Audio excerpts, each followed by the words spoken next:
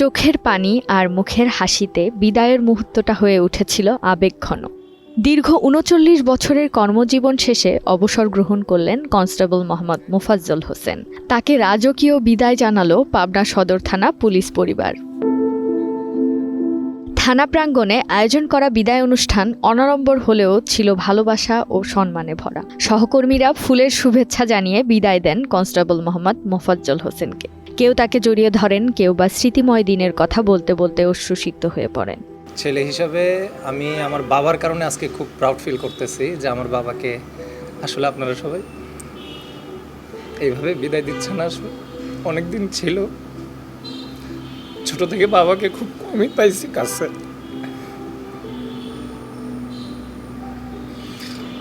অসংখ্য ধন্যবাদ। একটা অনুরোধ থাকবে যে যদি আমার বাবা কখনো কোনো কাজে আপনাদের কাছে আসে, একটা অনুরোধ থাকবে যে আপনাদের কলিগ হিসাবে যতটুকু হেল্প করা যায় আপনারা একটু করবেন। প্রতিটা পুলিশেরই একটা চাকরি শেষে এরকম একটা বিদায় দরকার, কারণ কষ্টের মাঝেও একটা আনন্দ অনুভব করে তার পরিবারের লোকজন যে ৩৯ বছর যে মানুষটা এই ডিপার্টমেন্টের জন্য এত কিছু করে গেল, শেষে যাওয়ার সময় অন্ততপক্ষে একটু আনন্দ মুখে হাসি মুখে ডিপার্টমেন্ট থেকে আসতে পারলো, বা আমরা এইটুকু সম্মান বোধ বা কৃতজ্ঞতা বোধ তাকে দেখালাম। দীর্ঘ ৪ দশক ধরে পুলিশের মতো কঠিন ও ঝুঁকিপূর্ণ পেশায় সততা, নিষ্ঠা ও মানবিকতার সঙ্গে দায়িত্ব পালন করেছেন মোফাজ্জল হোসেন। পাবনা সদর থানায় তিনি শেষ ১ বছর কর্মরত ছিলেন সুনামের সঙ্গে। দায়িত্বশীলতা, সহকর্মীদের প্রতি ভালোবাসা ও পেশার প্রতি দায়বদ্ধতা তাকে থানার সকলের কাছে প্রিয় করে তুলেছিল। আমি আসলে কল্পনাও করি নাই যে এত সম্মান আমি পাবো। মানে খুবই ভালো লাগতেছে, খুব খুব যা মানে আমি এখন আর ভাষায় প্রকাশ করতে পারবো না। এটা কিন্তু সত্যি কথা বলি।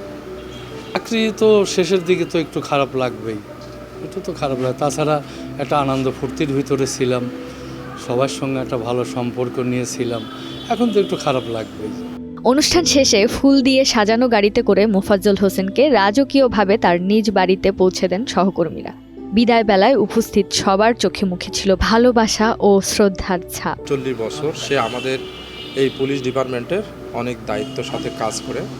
সেই ডিপার্টমেন্ট থেকে আমার থানা থেকে আমাকে যখন আমি জানতে পেরেছি যে দীর্ঘ ৩৯ বছর তার চাকরি শেষ, সে পিয়ারিলা যাবে, তখন আমার কাছে মনে হয়েছে এরকম এত বিনয়ী ভদ্র মানুষ চাকরি শেষ করে তার নিজ বাড়িতে চলে যাবে।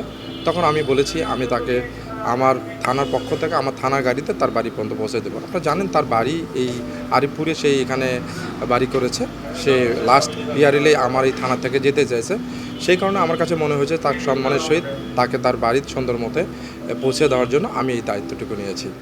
সহকর্মীদের ভালোবাসায় সিক্ত হয়ে কনস্টেবল মোফাজ্জল হোসেন তার অবসর জীবনের পথে যাত্রা শুরু করেন। তাসনিম মিষ্টি, গ্রিন টিভি নিউজ ডেস্ক।